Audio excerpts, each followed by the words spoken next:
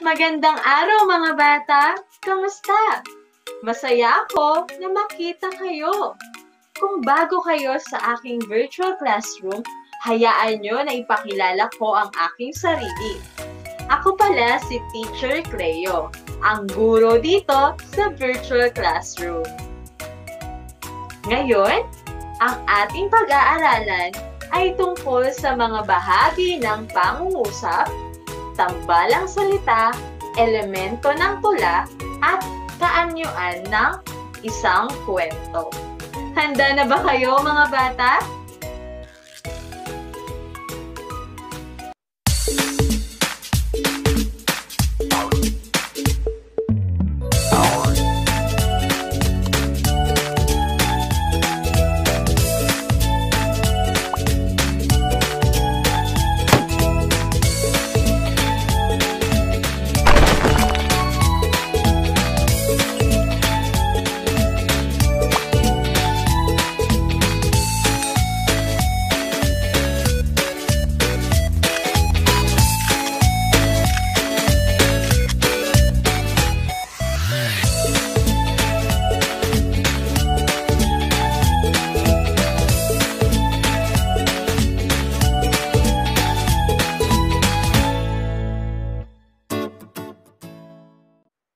Ayan mga bata, bahagi ng mga pangungusap o bahagi ng pangungusap, tambalang salita, elemento ng tula, at kaanyuan ng kwento. Isa-isahin natin yan mga bata.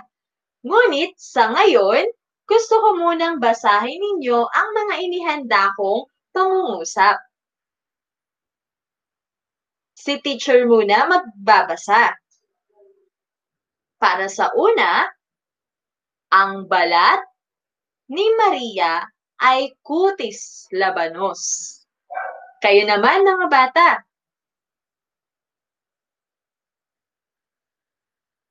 Magaling. Para naman sa pangalawang pangungusap, ang dalagang bukid ay paboritong isda ng mga bata. Kayo naman.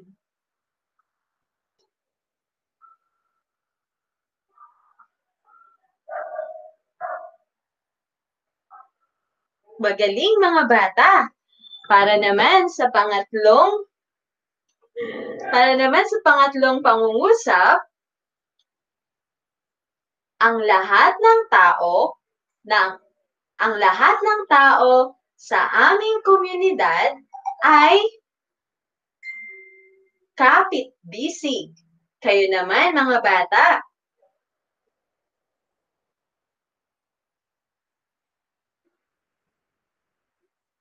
Magaling! Para naman sa pang-apat,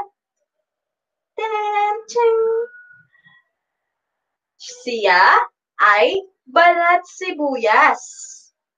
Kayo naman. At para naman sa huling pangungusap, ang ulam namin ngayon ay sinabawang matang baka. Kayo naman.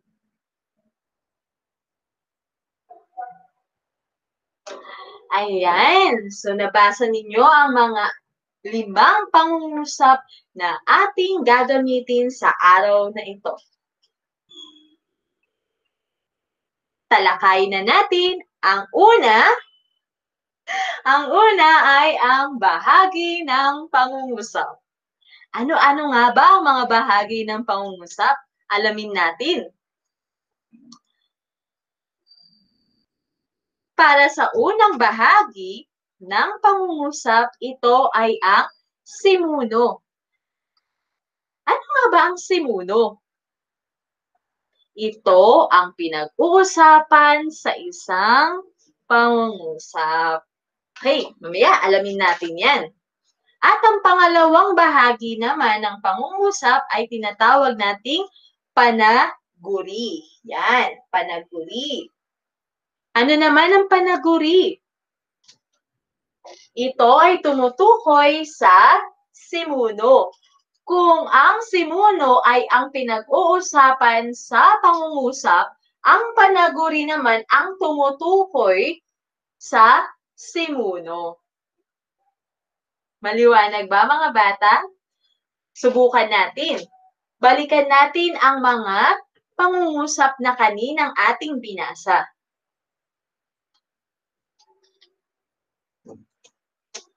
Ang balat ni Maria ay kutis labanos. Sa pangungusap na ito, ano nga ba ang pinag-uusapan?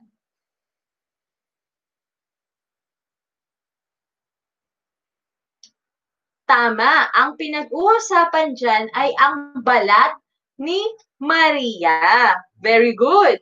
Ngayon, kung yan ang pinag-uusapan sa pangungusap na iyan, ibig sabihin, ang balat ni Maria ay ang simuno.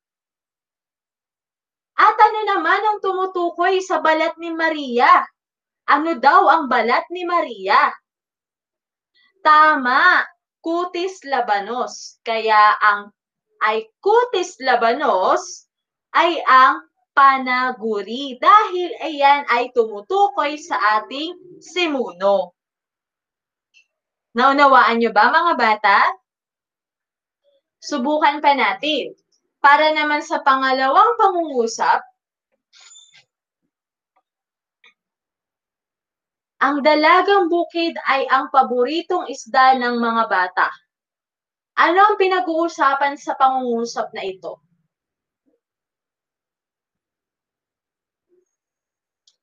Tama, ang dalagang bukid. Ano daw ngayon ang dalagang bukid? Very good. Ang paboritong isda ng mga bata. Ibig sabihin sa pangalawang pangungusap, ang simuno ay ang dalagang bukid. Okay po? Samantalang ang panaguri ay ang paboritong isda ng mga bata. Naunawaan nyo ba mga bata? Huwag kayong malilito. Basta sa pangungusap, titingnan ninyo ano bang pinag-uusapan sa pangungusap na ito. At kapag natukoy nyo na ang pinag-uusapan, ibig sabihin ang ibang salita naman na nasa pangungusap ay para na sa pagtukoy sa simuno. Okay? Subukan pa natin. Ang lahat ng tao sa aming komunidad ay kapit-bisig. Ano daw ang pinag-uusapan sa pangungusap na ito? Tama, ang pinag-uusapan sa pangatlong pangungusap ay ang lahat ng tao sa aming komunidad. Ngayon, kung yan ang pinag-uusapan, ibig sabihin, ayan ang simuno. Ano ngayon ang tumutukoy sa simuno? Ano daw ang lahat ng tao sa aming komunidad? Ano daw ang lahat ng tao sa komunidad? Kapit-bisig. Magaling mga bata. Ibig sabihin, ang kapit-bisig ay ang panaguri. Ang simuno ay ang lahat ng tao sa aming komunidad. Ang panaguri ay kapit-bisig. Tama po ba? Very good. Okay, ang susunod, ang pang-apat. Siya ay balat sibuyas. Ano ang pinag-uusapan sa pangungusap na ito? Maaari ding sino ang pinag-uusapan sa pangungusap na ito? Tama, ang siya. Okay? Ngayon, ito ang simuno, siya. Ano ngayon ang tumutukoy sa siya? Balat sibuyas. Ibig sabihin, ang panaguri ay balat sibuyas. Ang simuno, siya. Ang panaguri ay balat sibuyas. Naunawaan niyo po ba, mga bata? Magaling. At para naman sa panglima na pangungusap, ang ulam namin ngayon ay sinibawang matang baka. Ano kaya ang pinag-uusapan tungkol saan kaya ang pangungusap? Ang ulam namin ngayon. Okay. Ano daw ang ulam nila ngayon? Ay sinabawang matang baka. Ibig sabihin, ang simuno ay ang ulam namin ngayon. At ang panaguri ay sinabawang matang baka. Magaling, mga bata, nakukuha nyo na. Basta huwag niyong kakalimutan, kapag simuno, ito lamang ang pinag-uusapan sa pangungusap. At kapag panaguri, ito naman ang tumutukoy sa simuno. Okay ba? Sige. So kung huwag niyong kakalimutan, dalawa lang ang bahagi ng pangungusap. Ang isa ay simuno at ang pangalawa ay panaguri. Okay po? Susunod naman ay ang tambalang salita. Okay. Bago lamang ba ito sa inyong pandinig? Narinig nyo na ba ito noon? Okay. Kung hindi pa, hayaan nyong ipakilala ko sa inyo ang salitang o ang mga salitang tambalang salita. Pag sinabi nating tambalang salita, ito ay dalawang payak na salita na pinagsama. Dalawang payak na salita na pinagsama upang makabuo ng bagong salita na nagtataglay ng panibagong salita o ng bagong kahulugan. Okay po? Okay. Balikan natin ang ating mga pangungusap. Ang balat ni Maria ay kutis labanos. Sa tingin ninyo, ano kaya sa mga salitang nasa itaas sa unang pangungusap ang maituturing natin na tambalang salita? Sabi natin, ang tambalang salita ay pinagsamang dalawang payak na salita upang makabuo ng bagong salita at magkaroon ng panibagong kahulugan.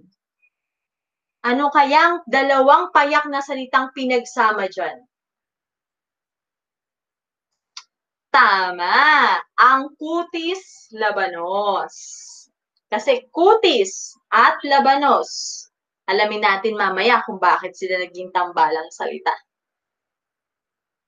Pangalawa, ang dalagang bukid ay ang paboritong isda ng mga bata.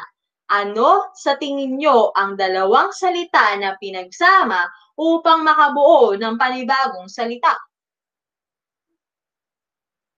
Very good. Ang dalagang bukid. Mamaya, isa-isahin natin yung mga yan. Bakit kaya natin nasabing tambalang salita? Susunod, sa pangatlong pangungusap, ang lahat ng tao sa komunidad, sa aming komunidad ay kapit-bisig. Ano kaya sa tingin ninyo?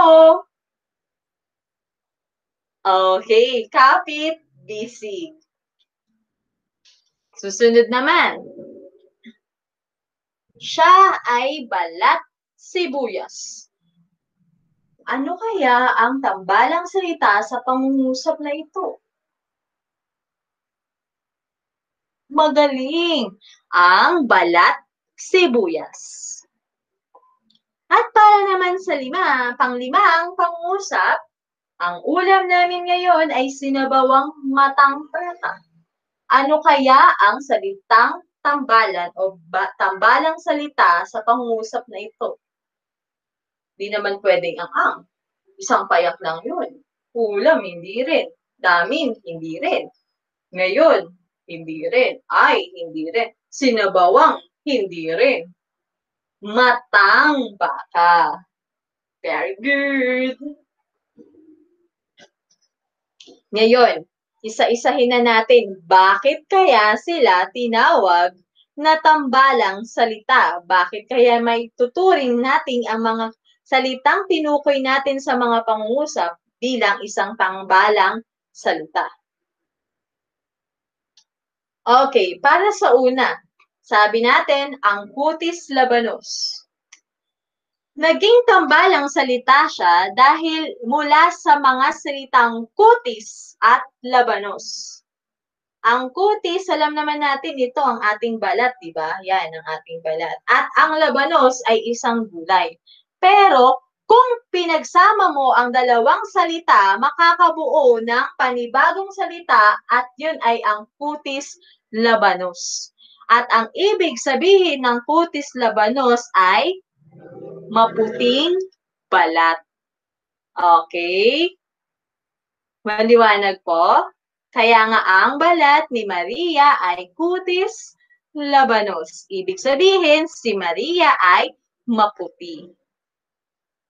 Naunawaan niyo po ba? Okay. Susunod na. Okay. Para sa susunod, sabi natin dalagang bukid. Mula sa mga salitang dalaga at ang bukid, nagkaroon tayo ng dalagang bukid. Dalaga, alam naman natin, pag sinabing dalaga, babae, walang asawa, tao. Diba? Ang bukid, dito nagtatanim, may mga halaman. Pero kapag pinagsama mo si dalaga at ang bukid, dalagang bukid, makakabuo sila ng panibagong salita na may ibang kahulugan. Dahil kapag sinabi nating dalagang bukid, ito ay isang uri ng isda. Maliwanag ba? Kaya siya naging tambalang salita. Sunod. Kapit-bisig naman. Kapit. Alam niyo naman, pag sinabing kapit, magkadikit, di po ba? Magkapikit, kapit. At pag sinabi nating bisig, braso. Pero pag sinabi nating kapit-bisig, yan, hawak, okay, o kaya tulungan, kapit-bisig. Okay po? Ayan ang ibig sabihin ng kapit-bisig, tulong-tulong, nagkakaisa. Okay po? Kaya nga sabi kanina, ang mga tao sa aming komunidad ay kapit-bisig. Ibig sabihin, nagkakaisa at nagtutulungan.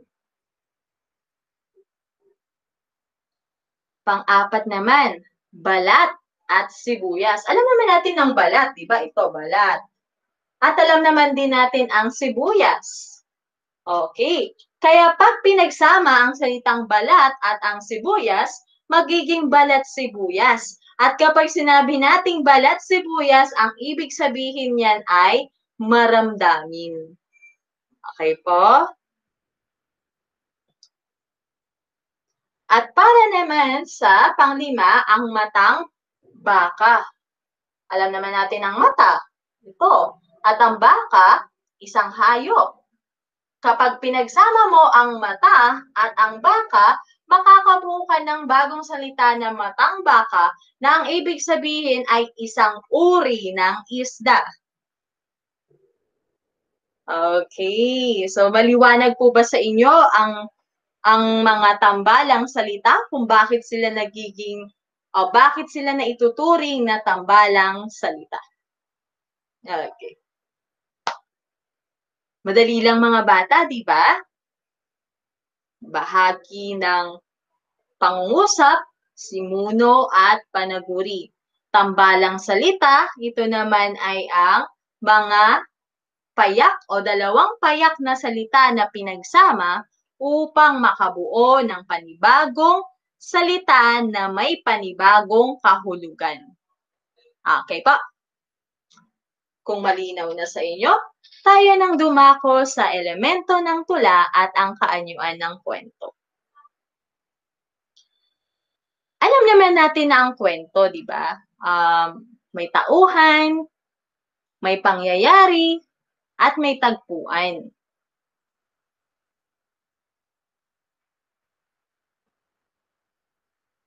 Paano ang pag-uusapan natin ay ang kaanyuan nito? Paano isinusulat ang isang kwento? Ang sabi dyan, nakapasok ang unang pangungusap sa bawat talata. Okay, nakapasok ang unang pangungusap. Mamaya titingnan natin ano ibig sabihin yan. Susunod,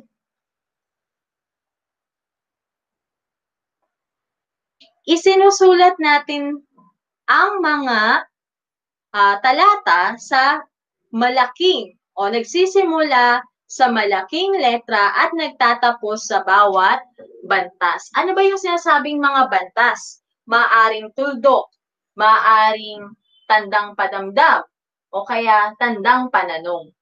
Okay po? At ito ay may tuturing na may aral na matututunan sa kwentong binasa. Okay po? Ito ang halimbawa ng kwento. So, kung makikita ninyo, di ba, yung noong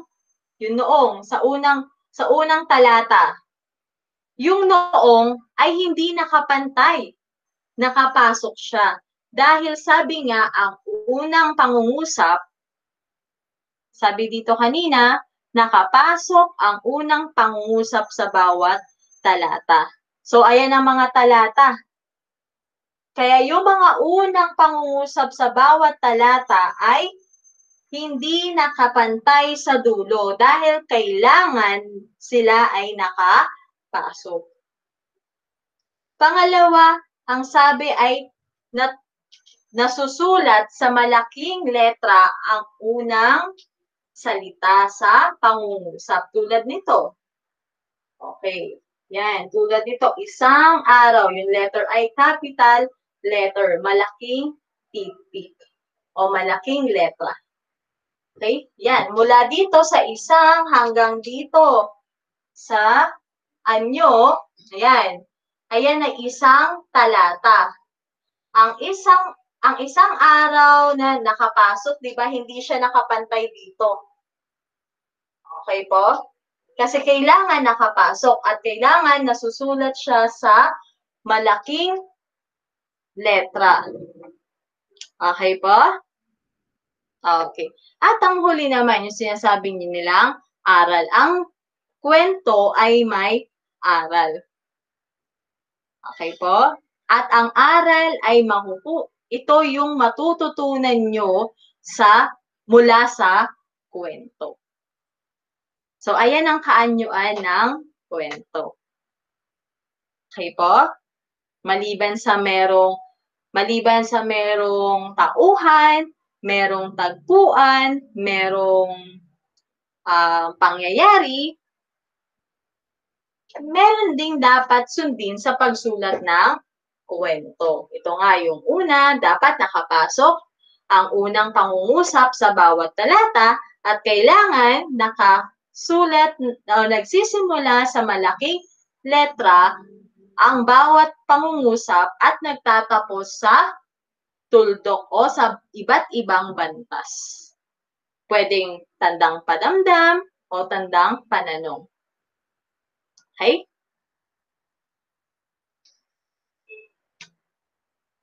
At ang huli naman ay ang elemento ng tula. Ang elemento ng tula ay marami. Pero ang pag-uusapan lamang natin ay tungkol sa saknong, taludtod, at tugma. Okay. Naghanap ako ng mga halimbawa ng tula. Okay? Itong tula na to, ang pamagat ay ang guryon. Pag sinabi natin guryon, saranggola. Ito ay isinulat ni Ildefonso Santos. Okay po? Tingnan na natin ngayon, ano-ano ba ang sinasabing saknong, taludtod, at tugma? Para sa saknong, okay, ang saknong, itong nakikita nyo, isang saknong na to, itong kulay dilaw, saknong. Pag sinabi nating saknong, binubuo siya ng iba't ibang taludtod. Okay po? Ito naman yung pangalawang saknong, itong color green na to. Okay, yung color green na yan. Yan, unang saknong, pangalawang saknong. Sa totoo lang, ang tula na itong tulang angguryon ay maraming saknong. Kumuha lamang ako ng dalawang saknong para maipakita sa inyo ang mga elemento ng tula. Pero kung hahanapin nyo ang tulang angguryon, makikita nyo maraming saknong. Naunawaan nyo po ba, mga bata? Okay. Sumunod. Ito naman ang sinasabi nating taludtod. Ang taludtod ay nasa saknong. Okay? Ang taludtod naman, ito yung mga linya. Yan, unang linya, pangalawang linya, pangatlong linya, pang-apat na linya. Ayan ang mga taludtod. Okay po? Ito yung bawat linya sa bawat saknong. Ganon din sa pangalawang saknong, meron din siyang taludtod. Ibig sabihin, sa isang saknong, sa tulang angguryon, sa isang saknong ay may apat na taludtod. Kasi may mga tula na dalawa lamang ang taludtod. Meron ding tula na 3 ang taludtod. Depende sa tula. Pero sa tulang angguryon, merong 4 na taludtod sa isang saknong. Okay po? Ayan, ang unang taludtod. Pangalawa, pangatlo, pang-apat. Okay? Ibig sabihin nga, 4 ang taludtod sa isang saknong. Ito naman ang tugma. Ang tugma naman ay makikita sa dulo ng bawat taludtod. Ito yung mga salitang magkakatunog na maririnig sa dulo ng bawat taludtod. Halimbawa, okay? Yan. Ang hiling ko lamang bago paliparin, ang guryon mong ito ay pakatimbangin. Ang dulo at paulo ay sukating magaling nang hindi umikit o kaya't kumiling. Okay. Tingnan natin yung mga dulong salita sa bawat taludtod. Para sa unang taludtod, ang dulong salita niya ay paliparin. Sa pangalawang taludtod, ang dulong salita niya ay pakatimbangin. Magkatunog ba ang paliparin at pakatimbangin? Para sa inyong palagay, sila ba ay magkatunog? Tama, sila ay magkatunog, kaya yan ang tinatawag nating unang tugma. Okay? Isang tugma na yan, paliparin at pakatimbangin. Para naman sa susunod, magaling at kumiling. Di ba? Magkatunog sila. Ibig sabihin, sila naman ang sumunod na tugma. Ang tugma, ulitin ko, ay makikita o maririnig sa dulong salita ng bawat taludtod. Yan. So, alam nyo na yung saknong, taludtod, at tugma. So, yan na mga bata. Alam nyo na yung mga bahagi ng pangungusap, tambalang salita, elemento ng tula, at kaanyuan ng kwento. Okay po?